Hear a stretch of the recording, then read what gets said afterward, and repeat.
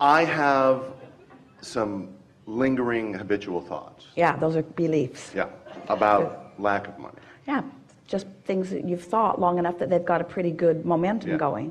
And when And- you think them, you feel them, don't you? I do, and it doesn't feel good. Yeah, so don't do that.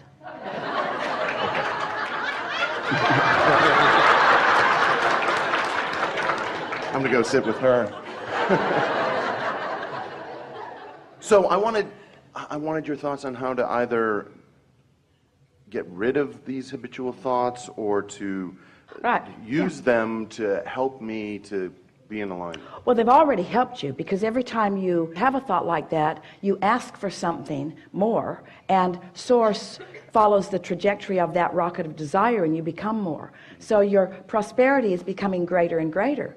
But what you're describing here is, by the emotions that you're feeling, is a disparity between the prosperity that you keep launching and the habit of thought, which is all a belief is, a thought you keep thinking about it. So what happens is, the more prosperous you become vibrationally, and the more your habit of thought doesn't go along with that, then the more uncomfortable you become. Esther said to us one day, Abraham, if you would stop riding my rockets and stop expanding with every thought I think, then I wouldn't have so much negative emotion. And she was right, because the negative emotion that you have is proportionate to the becoming that you have accomplished. Does that make sense to you? When you really, really want something and you're focused upon its opposite, you feel really, really bad, because there's a really big wobble. If you sort of want it and you're focusing in opposition of it, you sort of don't feel so good, because the wobble is not so great, you see. So again, we're talking about momentum and trajectory and focus.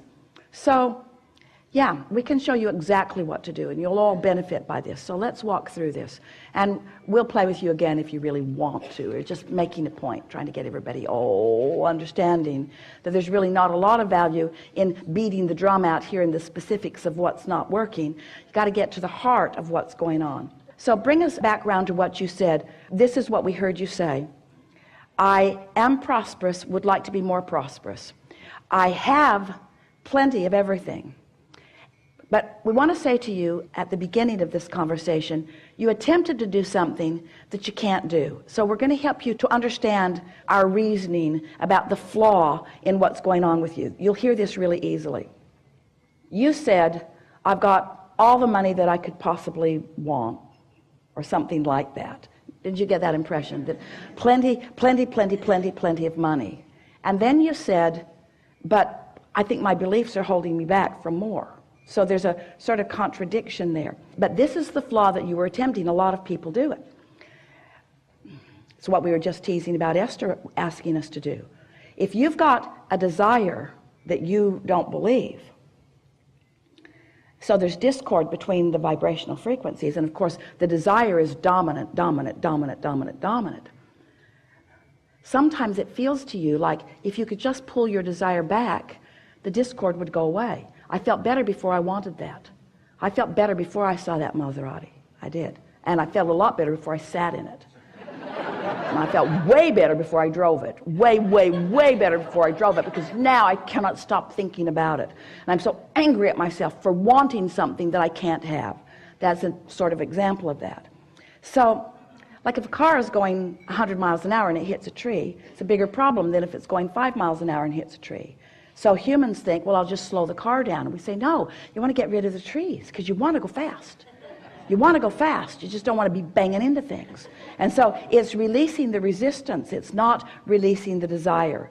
And yet you were sort of attempting to release desire. You were trying to convince us all that you were just doing really well and you had all the money that you wanted, but there's a contradiction in there, because you're not ever going to have everything that you want. You're not ever going to be into that, because with that money that's coming are all kinds of other things, all kinds of other freedoms. Don't talk yourself out of wanting something just because you haven't figured out how to get it. That's the biggest flaw. That's the biggest vibrational inaccuracy that goes on in your vibration all the time. So we know that more prosperity is what you want, and the reason we know it is because we've seen your vortex. It's full of things. You have enough prosperity in there to keep yourself going for 20 or 30 or 40 lifetimes, you see. And there's no reason that it cannot be flowing into your experience now. You just got to get the vibrational frequency of the vortex, which is where it is, the trajectory of source, which is where it is. You just got to bring yourself up to a consistent vibrational level with it so that it can move in realized fashion into your life experience. So you are so accurate, so wise when you acknowledge, I've got beliefs that are hindering me. You've assessed that perfectly. I've got beliefs that are not vibrationally up to speed with my desire. And we want to say in simple terms, the only reason that those beliefs hold steady is because you keep practicing them. And the reason that you keep practicing them is because you're out here in the wobble zone considering them where there's so much evidence and proof of them. It's really difficult. In fact, it's impossible. It is not logical on any level to be looking at a reality that has already been manifested and deny it, to say it's not true. Ooh, we're really into a new place. Don't ask the impossible of yourself. Don't ask yourself to look at evidence of something unwanted and pretend that it didn't happen. That's why beliefs are so powerful, because you vibrated that way. Law of attraction produced something that matched it. You observed it, and then off you go, off you go, off you go. There's a momentum in that too. So what do? Well, you got to get out of the specifics. If you've been listening to us for a while, you've heard us say that the more you think about something, the more the momentum is about it. So to slow the momentum, you've got to be more general in your thought. More general. The way you are more general, in fact, the most general way that anyone could be, is to focus upon it on an emotional basis rather than on a detailed basis of it. So now we're just going to ask you some questions. Don't worry about this. This is going to unfold within you. You're going to feel it so easily. It's not complicated. You're going to hear this and feel it and know it. So tell us just a little bit, if you want to, about a belief that you have identified that keeps coming up, that you feel is hindering you. I have a habitual sense of this paycheck's going to be the last one. My life is very different now than it had been earlier in my life. But that earlier life, thoughts that you kept thinking, experiences that you kept having, so it's created a belief system that goes like, this is it, it's done. And I'm going to get... I could get in trouble again. I could get back into that place. I like the way it is, but I'm guarded that it won't stay this way. I'm having a hard time convincing myself that where I'm at now, which is absolutely a result of allowing it into my life and attracting it deliberately. So you've got some beliefs that serve you and some that don't. We want to just talk for a moment about the ones that don't and show you what to do with them. So just speak a little bit more of that to us. I'm worried that it won't last. I'm worried that this is temporary. I'm worried that I might fall back into some of the same slump. I'm worried that I might lose my momentum. Those kinds of things. All right, so that's logical, isn't it? Now, in the... And I'll say I recognize those as impediments. And but what to do about them. So we'll show you. So in the thought, this money may not last. This may be the last money that comes. What's the emotion? What's the emotion that best describes how that thought causes you to feel? Fear. That's accurate. And it's good to acknowledge that.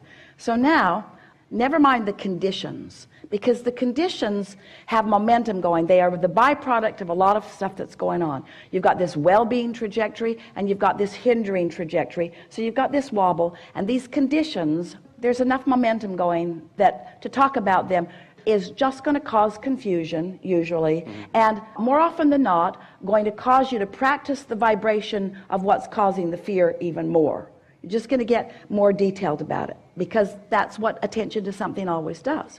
But instead of doing that, let's take the fear, which is the very general basis of this discussion, and we just want to ask you some easy to answer questions apart from those conditions. Just leave those aside for a little bit and focus upon the emotion of fear. Do you prefer the feeling of fear or the feeling of ease? I far prefer the feeling of ease. Ease. Do you prefer fear or fun? Fun. Do you prefer fear or interest? I much prefer interest. Do you prefer fear or clarity? Clarity. Do you prefer fear or love? Love.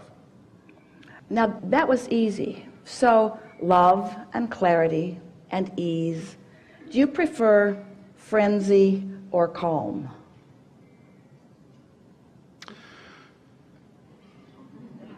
That is a more challenging question. Do you prefer imbalance or balance? Balance. Do you prefer angst or ease? Ease. Do you prefer resistance or allowing? These are easy questions, we know. Almost so easy that it feels silly. But as he's answering these questions, he's focusing on who he really is. Do you prefer boredom or interest? Interest. Do you prefer sluggishness or vitality? Vitality. Do you prefer vitality or lethargy? Vitality. Do you prefer interest or boredom? Interest. Do you prefer happiness or sadness? Happiness. So, when dollars are flowing, do they feel like bondage or freedom? Freedom. They feel like boredom or interest? Interest. Do they feel like lethargy or passion? Passion. So, everything about everything that you want is already really, in a core way, active within you, and you just activated it so easily. In other words, there was just no contest whatsoever. It's so obvious where your natural vibration is. You just aligned with your absolute trajectory of who you are. In other words, just with that little exercise, there's no contradiction in your vibration right now. It was just clarity. You just lined up so easily with all of that. You found unconditional alignment just with a little bit of focus. You just came out of the details that are more challenging into something that is not challenging at all. These were really no-brainers. It was so easy for you to find that. And so now we would like you to tell us again about the prosperity state that you're living in. It's awesome. It is. Great. It is awesome, isn't it? It is. And it feels strong, it feels sure, it feels valid, it feels intense, it feels natural, it feels ongoing, it feels in the right place. In other words, right now, you just practiced the vibration of alignment. You took a subject that life has caused you to put into a very powerful place, because as we said, and we weren't kidding you at all, there is enough prosperity, financial prosperity in your vortex to keep you busy for 20 or 30 or 40 lifetimes. There's a huge amount of it there, and you just lined right up with it because you for a moment got out of the conditions that were the challenge. You deactivated all of those conditions that have been keeping that belief in an active place. And if you can do that often enough, that belief that has been in an active place for a while will not stay in an active place, because it didn't get big and therefore it's got a lot of momentum going and it's going to stay there. It's only a belief that keeps going because you keep adding attention to it. Did you hear that? Now, hear this. This is the best thing that you're ever going to hear, and you've never heard it before. And you're ready to hear it now. Why do you think this trajectory of well-being never peters out? Because the source within you has undivided attention on that. And when you stop giving your nearly undivided attention on the wobble stuff, it will peter out, and this is who you'll be. All that you were born, did you hear that? Did you hear that? Did you hear that? Did you hear that? All that you were born with, and everything that you've added to it since, you see, oh, that's a powerful trajectory that someone is tending to. And when you stop tending to the beliefs that don't serve you, they will become inactive in your experience. This is what's active in your experience. So what we just said to you is, you added more momentum to these intentions that you've been holding for a long time just by not adding contradictory. Did you hear what we said? In other words, the cork floats. You don't have to hold it up there. What are you doing? I'm holding my vibration. I'm holding my vibration up there. You don't have to hold your vibration up there. Just don't pull it under the water with bogus, flawed premises. Ooh, that was so good. Yeah? And